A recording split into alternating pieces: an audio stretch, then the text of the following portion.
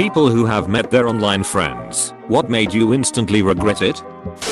I'm leaving to meet them abroad in less than 24 hours. Thanks for the good sign, man. These are the exceptions, not the norm. I've met countless folks from the internet and still have all my kidneys, even a couple extra. Thanks for the reassurance. I know for sure that the people I'm meeting are fine people. I'm sure we will all come home a few kidneys richer. I met my old friend on Roblox about 3 years ago, but he turned out to be like 40. You did say it was your old friend. How many flaccid cocks do you get med? How often do you question why you chose that name? Maybe not regret it, but it gave me years of depression. I met my best friend through Minecraft, never made friends in this, and I just wanted to play with someone. I have no idea why, so I complimented this girl's skin. We started talking. She was American in Polish and my English sucked. We moved to Skype and at first I mostly typed, but later on she started teaching me English somehow by talking with me.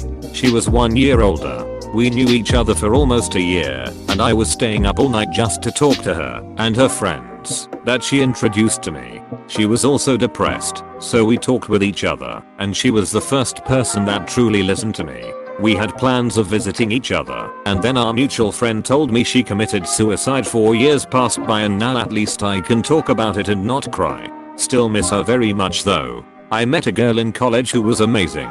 We totally clicked right away. Instant best friends. We both talked a little about our depression and we leaned on each other for support. However, I had no idea how bad it really was for her. She committed suicide and I didn't find out until I got an email from our school.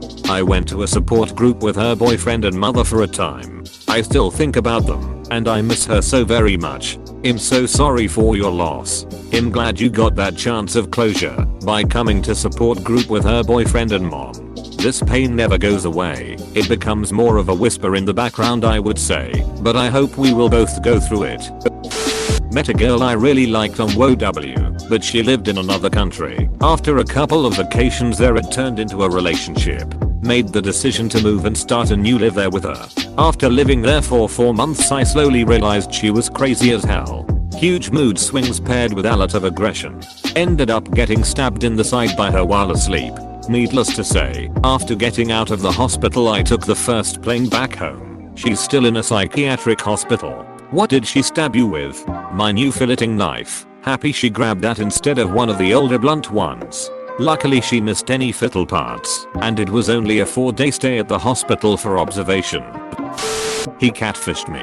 Always bragged about how he lost a bunch of weight and then looked like the before pictures he posted. Not that I personally cared, but he got a lot of online attention from girls because of this. Also he made fun of me for being poor, that is having a beat up car, eating cheap food, etc. What a douche. He can stick all of it up his ass, even if it doesn't fit. If you're suggesting he's tight butthole, I can assure you he is very loose butthole. When I was in high school I met a guy from a different high school in a local chat room. We hit it off, and after a few days we agreed to meet up at the store I worked at once I finished work. Well, I guess he showed up a little early with a friend and came through my check stand. I thought it was him. We'd swapped photos, but I was really shy and didn't want to be wrong. I waited for him to introduce himself, but he never did, and he and his friend paid for whatever they had and left without conversation.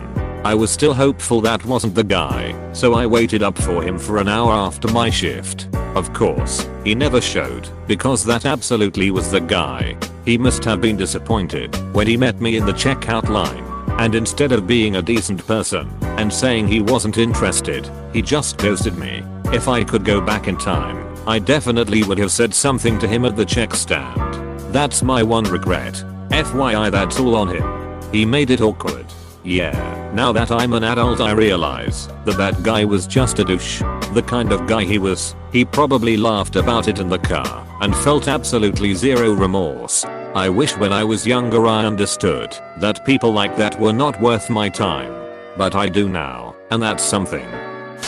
My brother met a girl in person that he had known for 4 to 5 years online, during which time they had kind of had an online relationship. She had brought her friend with her to meet him, and while they were sitting around a table awkwardly making conversation, with my brother apparently quite shocked at how bad she looked in person compared to how she looked online, and having absolutely no interest in her other than as friends. The girl sent her friend a message saying, "Get me out of here. He's looking at me like he wants to jump me," but she accidentally sent it to my brother. What ensued was likely incredibly painful to be part of. My brother showed her his phone and looked at her in disgust. I would kill for such an easy out.